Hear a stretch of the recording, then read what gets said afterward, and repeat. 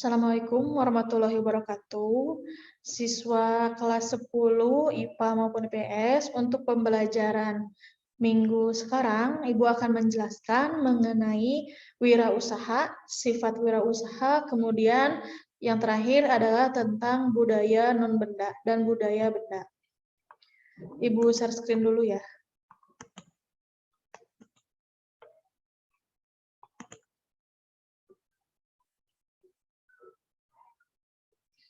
Wirausaha kerajinan dengan inspirasi budaya non-benda dan objek budaya lokal. Jadi di dalam materi ini ada 6. Pertama ada karakteristik kewirausahaan, kemudian perencanaan usaha kerajinan dengan inspirasi budaya non-benda dan objek budaya, kemudian perancangan dan produksi kerajinan dengan inspirasi budaya non-benda dan objek budaya. Yang keempatnya yaitu perhitungan biaya produksi kerajinan dengan inspirasi budaya non-benda dan objek budaya. Yang kelima yaitu pemasaran langsung kerajinan dengan inspirasi budaya non-benda. Yang keenamnya yaitu evaluasi hasil kegiatan. Ini yang harusnya E dan F ya. Nah, ini yang pertama yaitu tentang karakteristik kewirausahaan. Mungkin sebelumnya Ibu sudah menjelaskan mengenai kewirausahaan di Zoom minggu kemarin. Nah, untuk sekarang membahas kembali, tapi hanya sekilas. Wirausaha sendiri adalah terdiri dari kata wira dan usaha. Wira adalah pejuang, pahlawan, manusia unggul, berbudi luhur, teladan, gagah berani, dan berwatak agung. Sementara untuk usaha sendiri yaitu perbuatan amal, bekerja atau berbuat sesuatu. Jadi wirausaha itu terdiri dari dua ya, wira dan usaha. Selanjutnya adalah wirausaha sendiri. Menurut Kamus Besar Bahasa Indonesia adalah orang yang pandai atau berbakat mengenali produk baru, menentukan cara produksi baru, menyusun kegiatan untuk mengadakan produk baru, mengatur permodalan operasinya, serta memasarkannya. Jadi orang yang berwirausaha itu adalah orang yang mampu mengenali produk baru, kemudian menentukan produksinya seperti apa, disusun kegiatannya, kemudian mengatur segala permodalannya dan memasarkannya. Yang selanjutnya adalah entrepreneur. Mungkin di benak kalian, aku mau jadi entrepreneur. Nah, entrepreneur sendiri adalah wirausahawan, yaitu seseorang yang memiliki jiwa kepemimpinan dan inovator pemikiran yang di situ dia melakukan suatu usaha. Itu adalah entrepreneur atau wirausaha atau pelaku wirausaha. Yang selanjutnya adalah kewirausahaan atau entrepreneurship, yaitu semangat, sikap, perilaku, dan kemampuan seseorang dalam menangani suatu kegiatan usaha. Jadi perbedaannya apa? Wirausaha sama kewirausahaan. Kalau wirausaha itu lebih ke pelakunya, orangnya, sementara kewirausahaan adalah lebih ke semangatnya, sikapnya dari seorang wirausaha. Jadi sikap, semangat dari seorang pelaku wirausaha. Seperti itu. Selanjutnya adalah sifat-sifat dari wirausahawan. Yang pertama adalah percaya diri. Dan itu harus mampu memahami dirinya sendiri. Yang tahu percaya diri itu siapa? Biasanya dari pihak internal. Jadi dia sendiri yang tahu. Kedepannya ini seperti apa. Tidak mungkin nih seorang wirausahawan menjadi seorang pemalu. Saya punya bisnis ini, tapi kayaknya gak bagus nih prospek kedepannya. Biasanya seseorang yang percaya diri dia mampu menciptakan produk yang berkualitas. Kemudian yang kedua adalah berorientasi tugas dan hasil. Berorientasikan pada tugas dan hasil. Seorang wirausaha tugasnya adalah bekerja bertanggung jawab, kemudian hasilnya apa? Wirausahawan hasilnya itu mendapatkan keuntungan atau laba. Yang ketiga adalah berani mengambil risiko.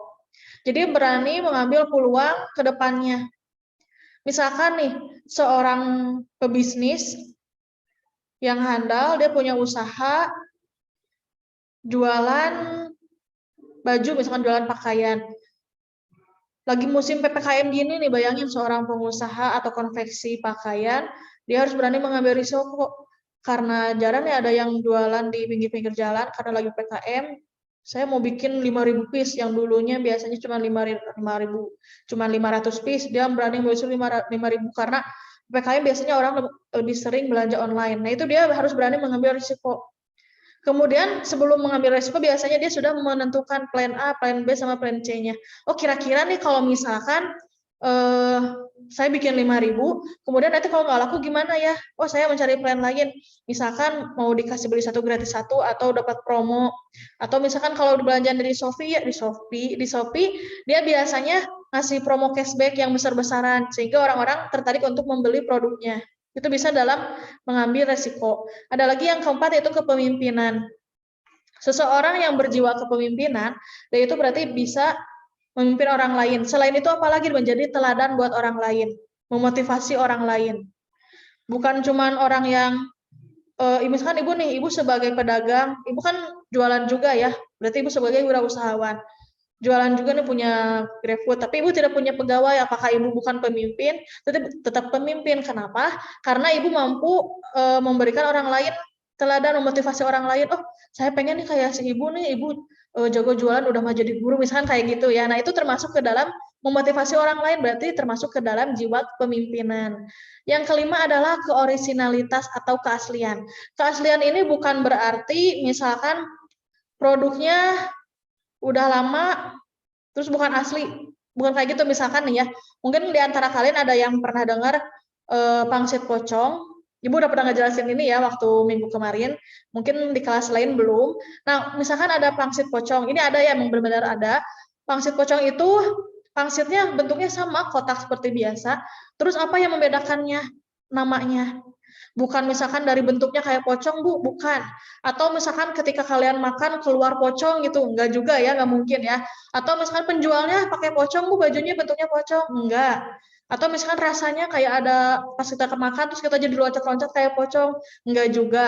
Terus apa, Bu? Nah, kenapa dinamain pangsit pocong? Itu karena namanya pangsit pocong karena si penjualnya itu menjual pada malam hari. Jadi jam 12 malam sampai jam 3 malam dia jualan. Apakah jualannya pangsit aja? Tidak, ternyata dia itu sebenarnya menjual mie ayam pangsit. Cuma karena pangsitnya enak, terus yang jualannya malam-malam, jadi disebutlah Pak pangsit pocong. Itu kan asli ya, keaslian. Jadi si namanya asli nih. Orang lain belum ada yang punya, tapi pangsitnya sama nggak kayak yang lain bentuknya? Sama. Jadi itu yang membedakan dari keorisinalitas atau keaslian. Yang terakhir adalah berorientasi ke masa depan.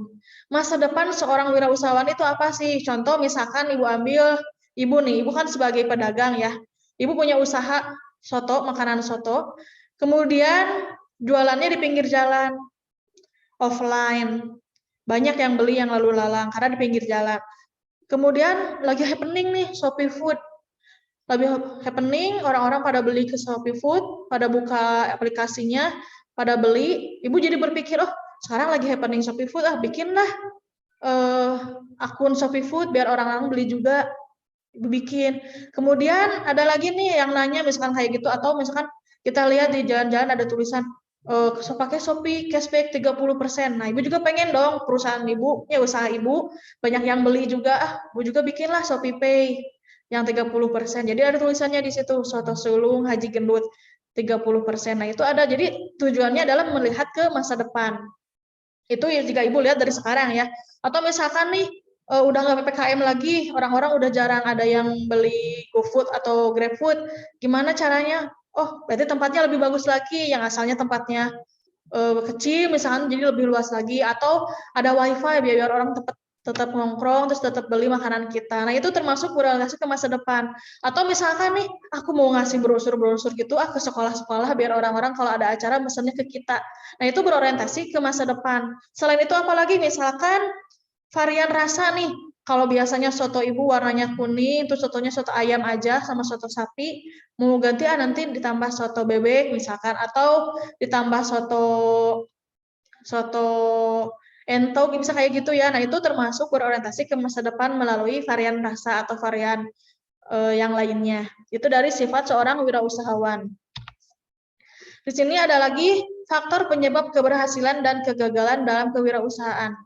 Ada sebelah kirinya ada tentang kegagalan wirausaha, yang sebelah kanannya adalah tentang keberhasilan. Jadi di sini sudah terlihat jelas ya perbedaannya. Kalau misalkan orang-orang, kenapa sih penyebabnya apa sih? Kenapa saya gagal dalam berwirausaha? Yang pertama adalah dia tidak memiliki kompetensi yang cukup dalam mengelola usaha.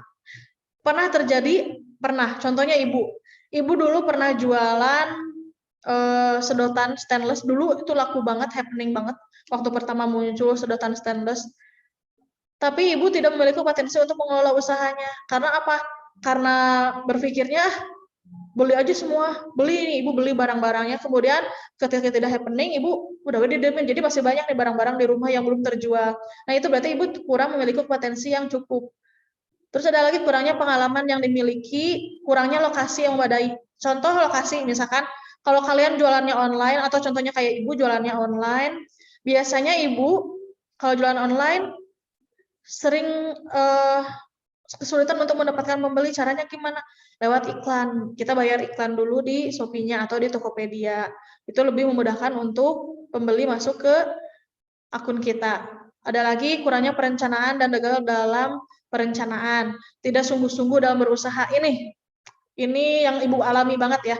Karena ibu waktu jualan sebelah, ibu pernah jualan sebelah, itu udah sungguh-sungguh banget, tapi karena ibu tiba-tiba kerja ya di sini di sekolah, tempat jualannya udah sama ibu ditinggalin sama adik ibu. Ternyata kan corona tahun kemarin.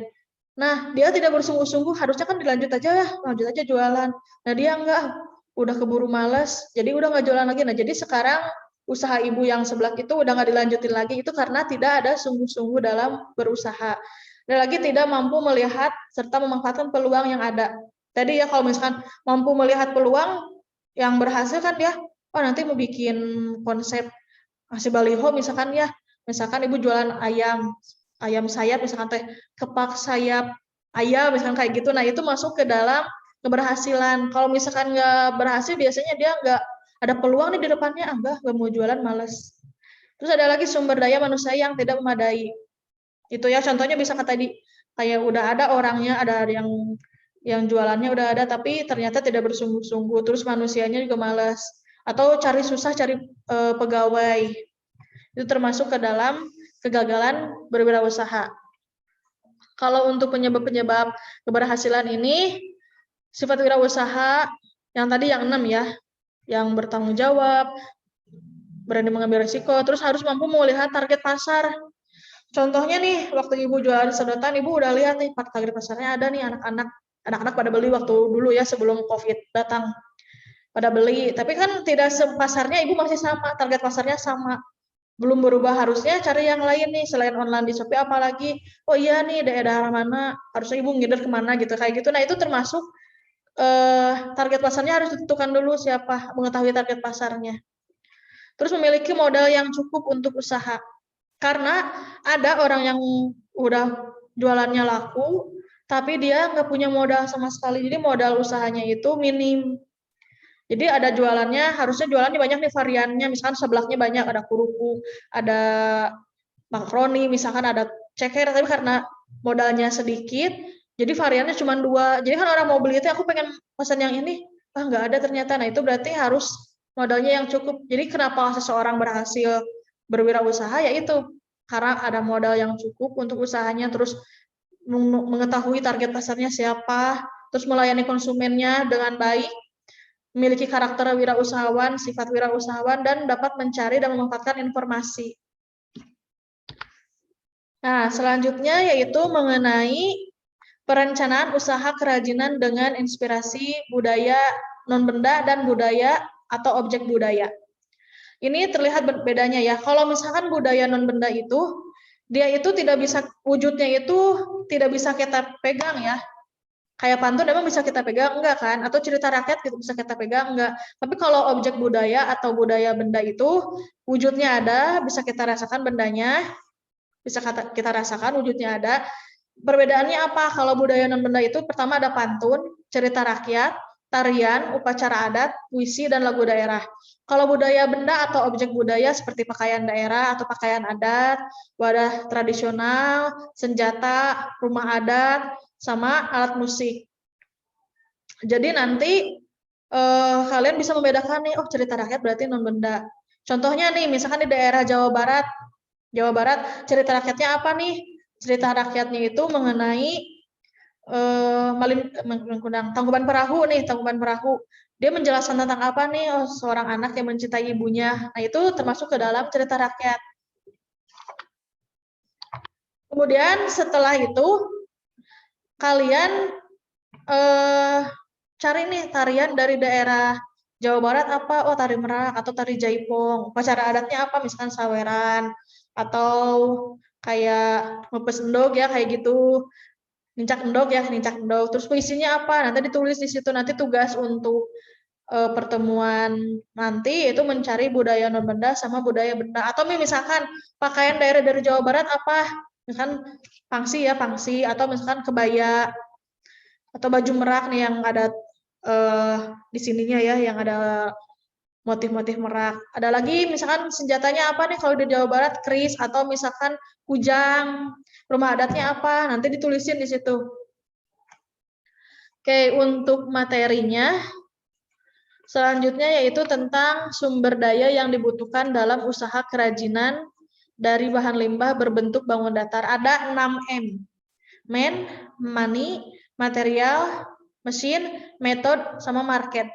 Kalau man itu sebagai manusia, yaitu pelaku usaha pengrajinnya. Karena kita berhubungan dengan wirausaha kerajinan, berarti sebagai apa pengrajinnya? Kalau kita punya ide, punya uang, tapi manusianya nggak ada, nggak mungkin jalan kan usahanya. Itu jadi manusia sebagai pelaku usaha, pencetus ide. Kemudian ada lagi money, yaitu uang atau biasa disebut dengan modal. Alat tukar yang bisa dilakukan di suatu usaha kerajinan ya.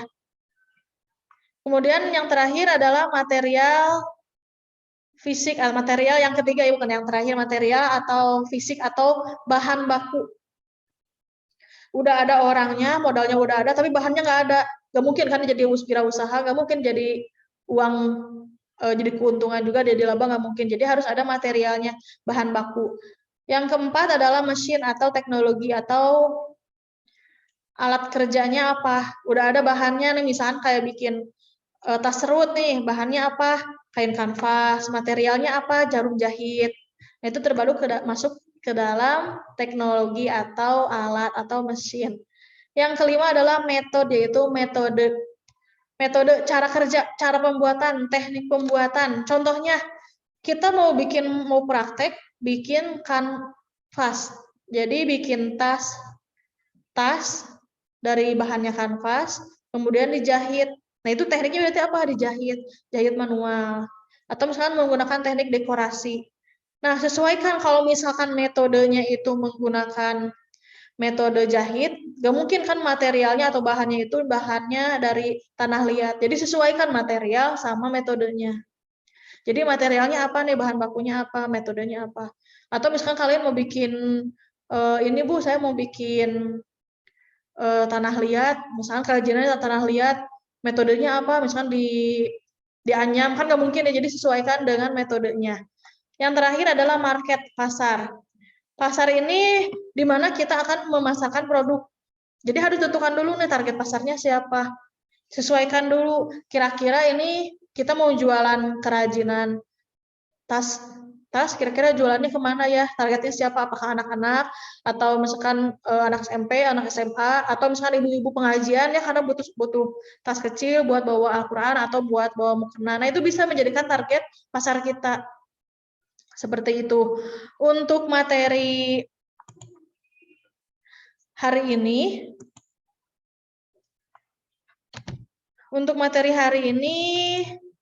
atau pertemuan kali ini hanya sampai budaya atau objek budaya atau budaya non-benda. Jadi jika ada yang ingin ditanyakan, boleh langsung di classroom atau lewat LMS. Seperti itu ya.